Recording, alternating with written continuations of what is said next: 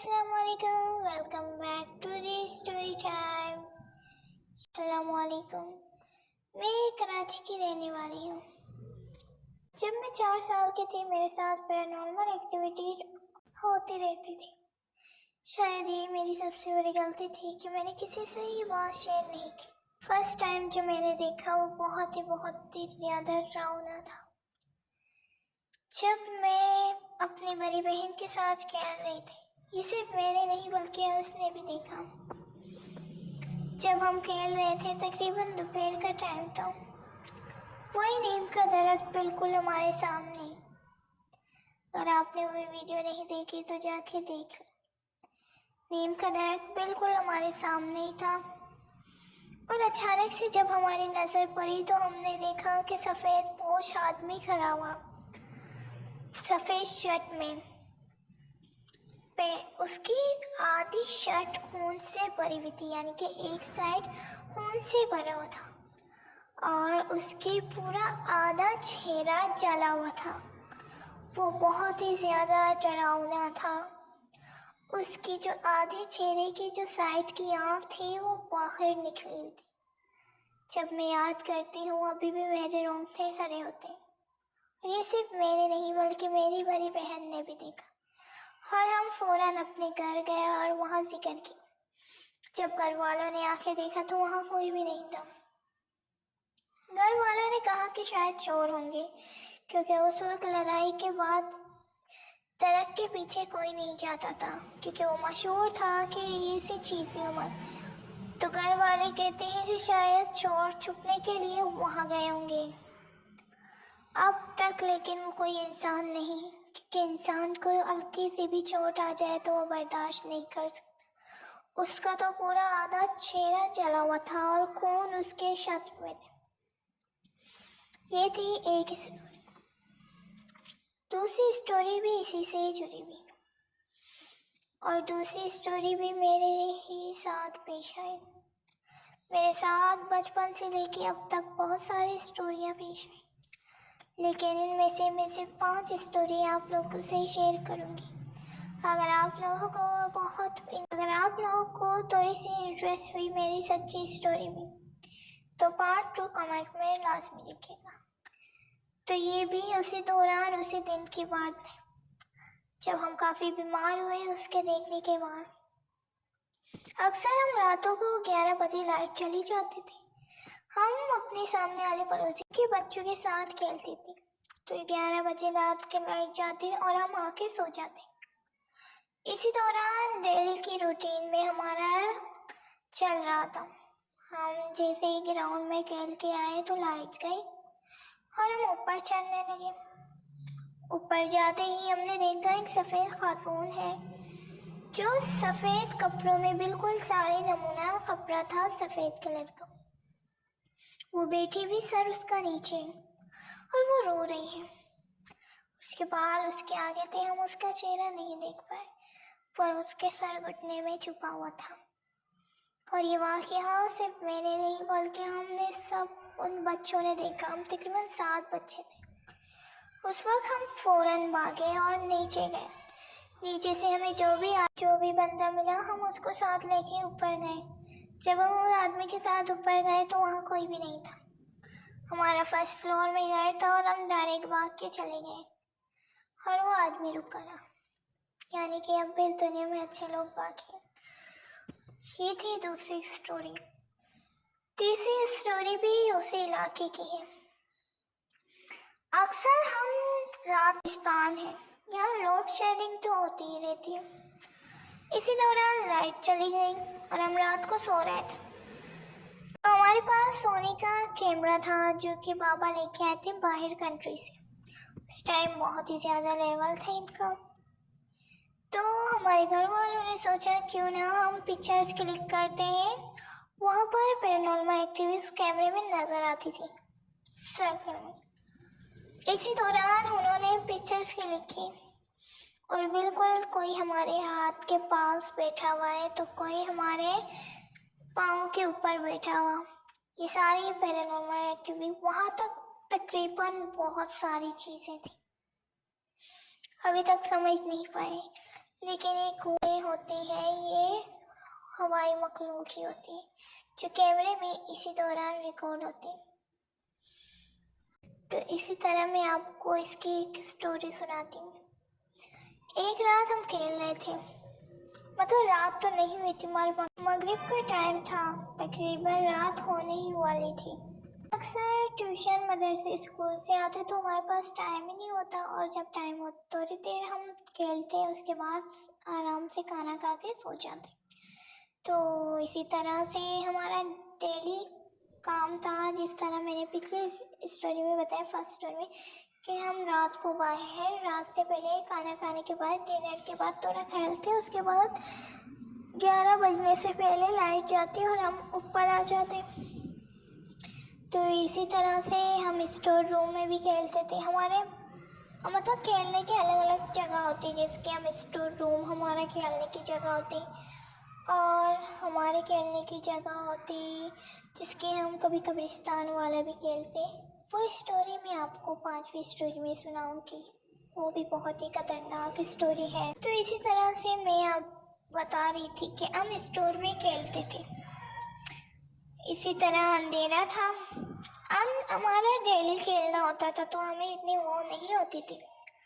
तो इसी तरह से मेरी बड़ी बहन पहले खेलने के बाद नीचे उतरी, ठीक है। फिर मेरी दूसरी बहन उतरने वाली थी, वो अचानक गिर गई, और जो सिलाई मशीन का स्टील होता है, जो ऊपर होता है, जो जब हम इसे सी रहे होते हैं तो ऊपर नीचे होता है, जहाँ धागा रखने की अलग स्टील होती है और आगे मोटा सा अलग होता है सिलाई मशीन का, अगर आप लोगों को पता हो तो वो इसके कमर में घुस जाती है। और उस टाइम मतलब हमारा अच्छा वो मामू भी वहाँ था, उसने जल्दी से उसे खींचा कमर से, और स्टील का इतना मोटा निशान उसके अंदर हो गया था, एक बिल्कुल कमर के अंदर उसके ये घुस गया था। वो डायरेक्ट रोने लगी, उसे हॉस्पिटल लेके गए, इंजेक्शन वगैरह लगाई, वो काफ़ी हद तक मोटा सुराख बन गया था उसके कमर में, और काफ़ी देर तक ही रहा। जब वो आई उसने कहा कि मेरे पीछे, क्योंकि उसके पीछे मैं थी, पर मैं उससे काफ़ी दूर थी, मैंने उसे नहीं धक्का दिया, लेकिन वो कही थी कि शायद तुमने, क्योंकि मैं पागल तो थी नहीं कि उसे धक्का दो और वो मशीन के ऊपर गिर जाए। एक और वाक़या है बिल्कुल स्टोर रूम का, यही स्टोर रूम का वाक़या है। अक्सर मैं जैसे कि आपको बताया कि कैमरा था, तो मेरे भाई को शौक़ था, वो बाहर मुल्क से अब्बू के साथ घूम के आया था, तो उसके भी पिक्चर्स थे कैमरे में। अब नई चीज़ है, जाहिर सी बात है, नई चीज़ को तो हर कोई इम्पोर्टेंट देता है, तो ज़्यादा टाइम गुजारते उस न्यू चीज़ के साथ। तो मेरे भाई ने भी कहा चलो आओ पूरे रूम की एक अलग अलग पिक्चर्स खींचते हैं और देखते हैं कहाँ कहाँ ऐसी चीज़ें हैं। मतलब हमारे घर वालों को शौक ही है ऐसी चीज़ों को ढूंढने का, उन्हें देखने का, और उनकी किस्मत इतनी अच्छी थी कि उन्हें वो चीज़ आज मिल ही गई। यानी कि उसने इस पूरे घर को देखा, घर में कुछ भी नहीं था, ये भी तकरीबन मगरिब का टाइम था, लेकिन उसका अगले दिन था। जैसे ही उसने स्टोर रूम खोला तो क्लिक की पिक्चर्स, अब वो सोनी पिक्सल का कैमरा बहुत ही अच्छा था, मगरिब का टाइम था, अंधेरा था, स्टोर के अंदर वैसे भी अंधेरा होता है। उसने पिक्चर्स क्लिक की, अचानक से जो सामने पिक्चर्स आती है उसमें मेरे भाई और छोटा भाई, तो क्या देखते कि इस पिक्चर में एक औरत है बहुत ही डरावनी, और उसके दोनों पाँव लटक रहे हैं, उसने बिस्तर को दोनों हाथों से पकड़ा हुआ है और बिल्कुल फेस टू फेस उन्हें ही देख रहे हैं, और वो चीज़ कैमरा पर कैप्चर हो गई। अभी वो इतनी डरावनी थी कि उसने कहा अब ये चीज़ को मैं टीवी पे आप सबको दिखाऊंगा। अगली सुबह जब इस कैमरे को चेक किया गया तो उसमें उस हॉरर स्टोरी की, यानी कि वो चुड़ैल थी, आई डोंट नो क्या थी, पर चुड़ैल ही थी। मेरे भाई कहते हैं कि वो तो वो है उस कैमरे पर जो घूमने की पिक्चर्स थी, बाहर कंट्री की पिक्चर्स थी, उनमें से एक पिक्चर भी उस कैमरा पर मौजूद नहीं थी। यानी कि नो पिक्चर्स नो वीडियो, सारी चीज़ें डिलीट हो गई थी हमारे देखने से भी। यानी कि इस हवाई मखलूक या चुड़ैल ने इन पिक्चर्स के, अपने पिक्चर के साथ साथ हमारी जितनी भी पिक्चर्स कैमरे में थी वो सारी डिलीट कर दी थी। तो ये थी स्टोरी। तो अब आखिरी स्टोरी की बात करती हूँ, जो कि बहुत ही डरावनी से ये तो हमारे बचपन की है, जब 3, 4, 5 साल की। अब अगर मैं इसके आगे की बात करूँ तो भी बहुत सारी वाक़यात हुए हैं। अगर आप लोगों को इंटरेस्टिंग है तो कमेंट सेक्शन में पार्ट 2 लास्ट में लिखिएगा। लेकिन अब जो मैं स्टोरी बताने जा रही हूँ वो उन सब स्टोरी से काफ़ी हद तक ख़तरनाक है। क्योंकि अक्सर लोग कहते हैं ना कि बच्चे बच्चे को देख के असर कर लेते हैं। बिल्कुल हमारी मखलूक की भी बच्चे बिल्कुल ऐसे ही सानी बच्चों को देख के बिल्कुल वैसी ही हरकत करते हैं जैसे हम करते हैं। यानी कि अभी भी जब हम खेलते थे तो हमारे छत पे जैसे हम सुबह खेलते थे, कूदते थे, आवाज़ नीचे आती, वैसे ही रात को भी ऐसे ही होता। पर ये अगर आप लोग को सुनना है तो पार्ट 2 इंशाल्लाह लिखे, फिर हम पार्ट 2 में ज़रूर ये बात बताएंगे। तो अभी हम बात करते हैं वही स्टोरी की। अक्सर हम कब्रिस्तान वाला खेलते थे। कब्रिस्तान के अंदर हम मतलब कब्रिस्तान रियल नहीं जाते थे, पर हम घर में होने वाला कमरा था। अंधेरी होने की वजह से वो काफ़ी हद तक खौफज़दा हो जाता, खिड़की वगैरह कुछ भी नहीं था।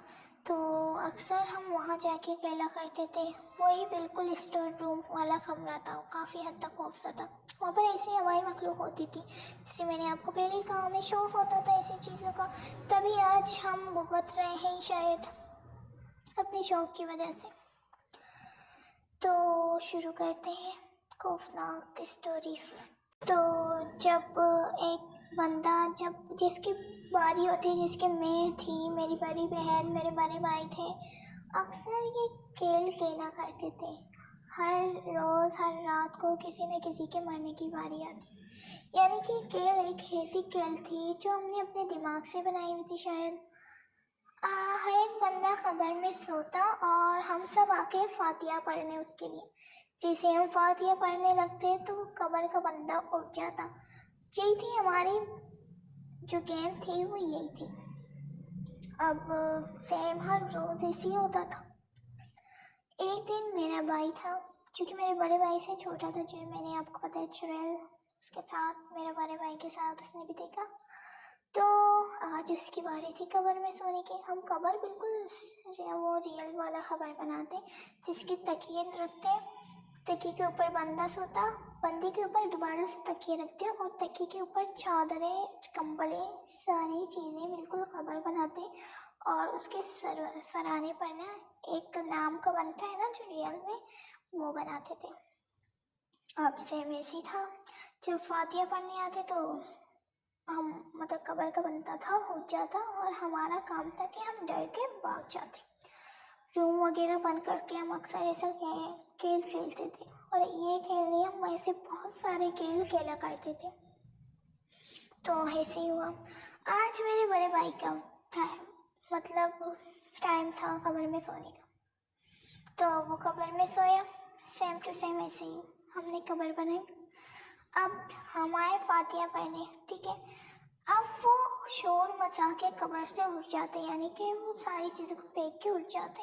अभी तक हम आए थे कि फातिहा पढ़ने के, वो पहले ही उठ गया।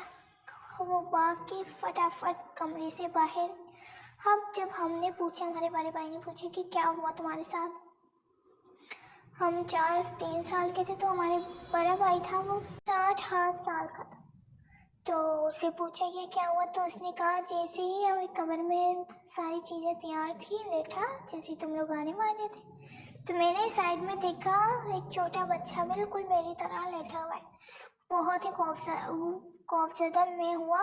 वो बहुत ही खतरनाक था, इतना खतरनाक था। वो बिल्कुल मुझे देख रहा था, उसकी सफ़ेद आँखें चमक रही थी उस कब्र के अंदर, यानी कि तकिए वगैरह के अंदर था वो। उस अंधेरे को भी उसकी लाइटें नज़र आ रही थी। तो मैं उठ गया, लेकिन उसके बाद भी हमने नहीं मानी।